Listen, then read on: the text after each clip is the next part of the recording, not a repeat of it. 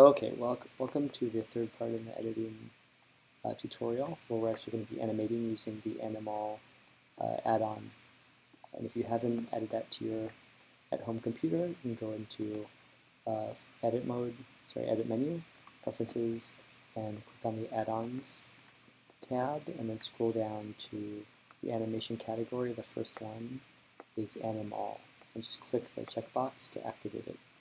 Once you've done that, you can go into this pop-out panel on the right side to the right of your gizmo and click on that. And in the object mode, you'll have like some handy tools to change to on the fly change your objects details, location, rotation, that kind of thing. You also have the option in the view to lock camera to view. And you also will now have this animation tool you can use in the edit mode. So tab to get into edit mode. By default, you start off with selected only, and this isn't really what you want. You want to turn off selected only because we want to do proportional editing. So we want the vertices that we're grabbing to actually influence other vertices and for all that information to be saved. And then click on points because you want it to save the point information. Now starting out, there's a couple people that have problems getting keyframes. You're going to be keyframing by hitting this, and it's going to take effect in your timeline, obviously. We had some people having trouble getting keyframing, and one of the reasons for that was that people had keyframed and they had then somehow scrolled down here.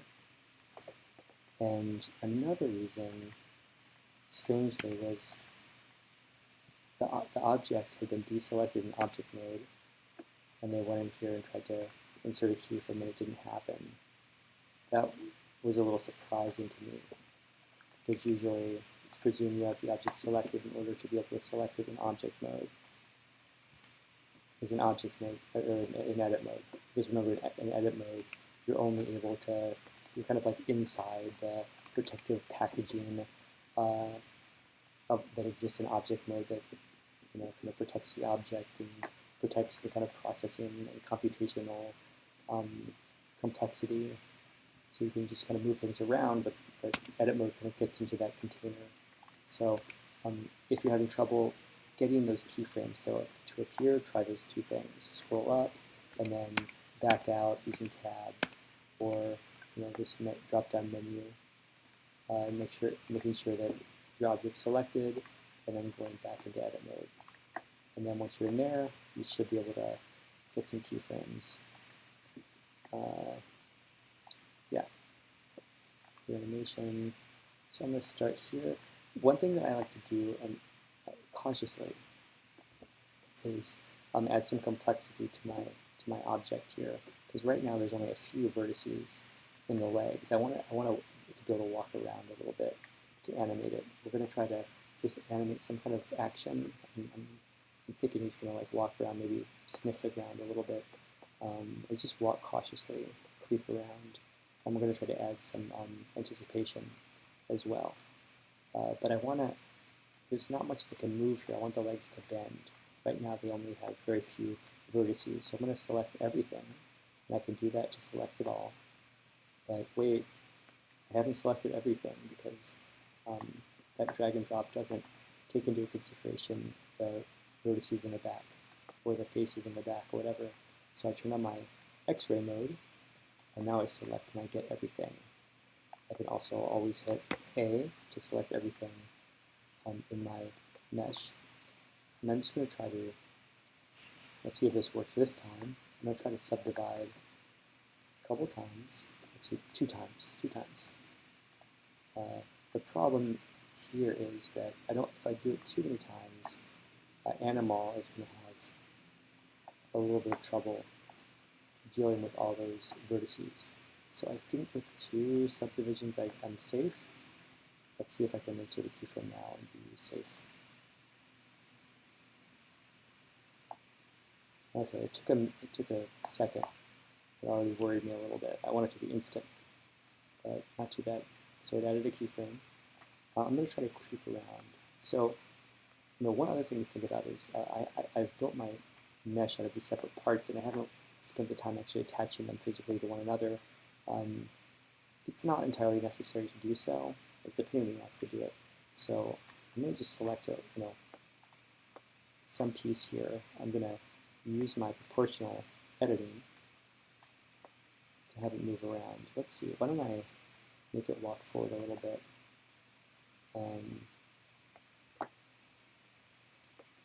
Let's have it take a step, and I will grab it. I have my proportional editing on, so I'm going to just, if I'm not careful, I might actually separate the leg from the supporting cylinder. You see that? That's not good. But I can kind of fudge it and have it step up. No, I'll do that. Do it again. So I can just have it step forward like that, and insert keyframe. It'll take 2 seconds, right? Yeah, good. And I won't be able to see the animation in here. So I have to back out to object mode in order to see the animation. Not great. If it's too slow, for instance, I mean, it's not a good step. But if it's too slow, one thing you can do once the object mode is move. Why is this going slow? I don't understand.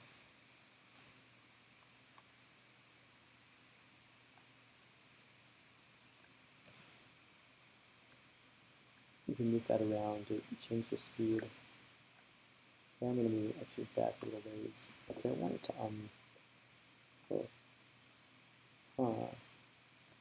I'm wondering why I'm having trouble with my processors. Give me some issues. Okay, I'm going to get rid of this keyframe for now. Okay. I'm actually going to give it some anticipation. Before he steps forward, I'm going to have him lean back a little bit. So let's see if we can do that.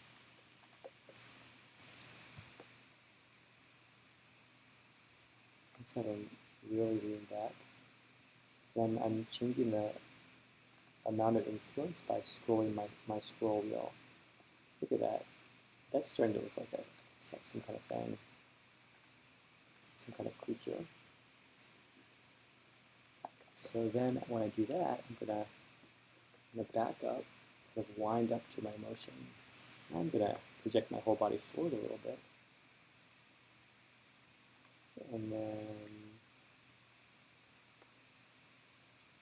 I'm just gonna keyframe that too. And then I'm gonna have him poop his leg out. And then it says right.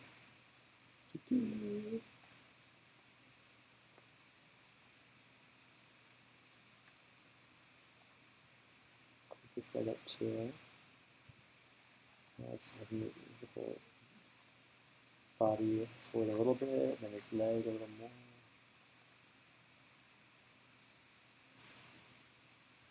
You know what? I think what happens with these creatures is the reverse or the opposite legs kind of move together. There we go. Let's try that. What happens here? I'm not great with animals. So what happens? That winding up and then he moves forward. Look, I don't want the back and the foreleg to move together. So that he moves forward a little bit here. I forgot to move my timeline. I wanted the foreleg to move up and then also the back leg. So I'm going to get rid of this keyframe. Whoop. Put on all keyframes. On this keyframe. Gone. So I want this, only this, leg to move forward. I also want to just step up.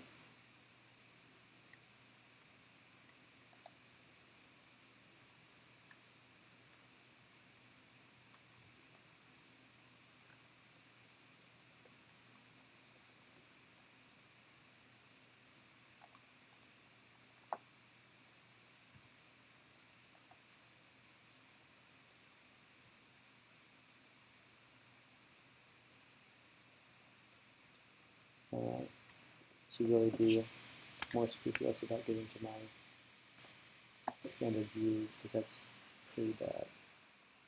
Stepping beneath the ground. Okay. And now I should bring up this guy.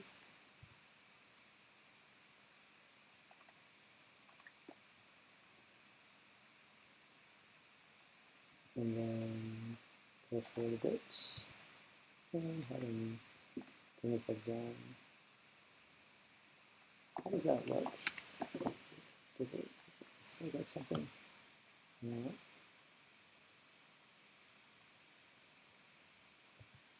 That's something.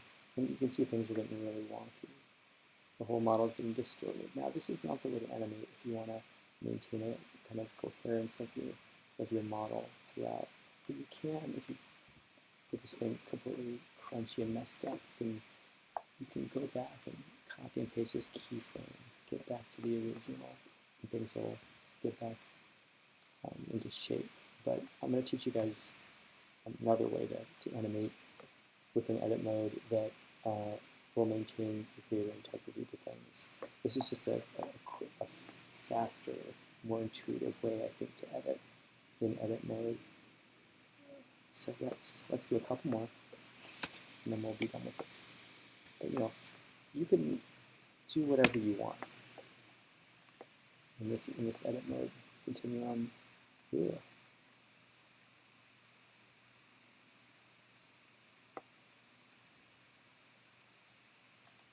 And then move this one.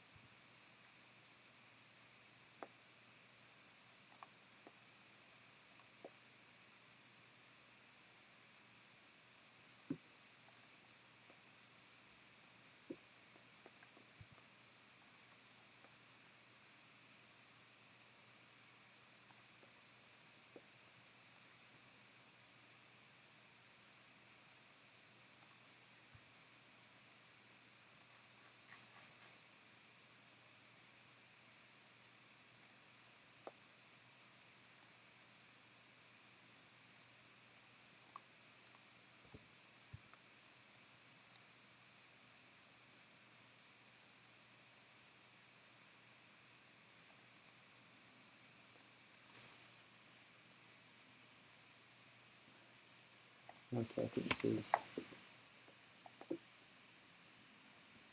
the beginning of something wonderful.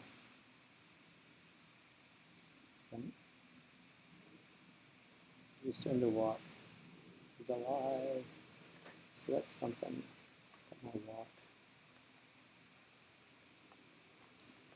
Oh, and watch this. I can make everything go a little faster. A to select all. And if I wanted everything to be a little quicker, I can take my playhead to the beginning. And then I can scale. Doesn't want me to do this at all. And then scaling down to the left.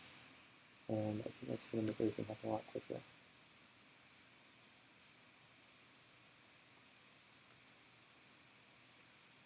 Okay. And I'm not walking in place, so I can't simply repeat this. If I just do all that in place without the mesh moving forward, I could then get back into object mode and just repeat the keyframes and slide the thing in object mode forward. And then I'd have this wonderful repeated walk cycle. Should be much better. But that's something. And you don't have to do a walk cycle, just anything you want. But that's one way to skin this cat.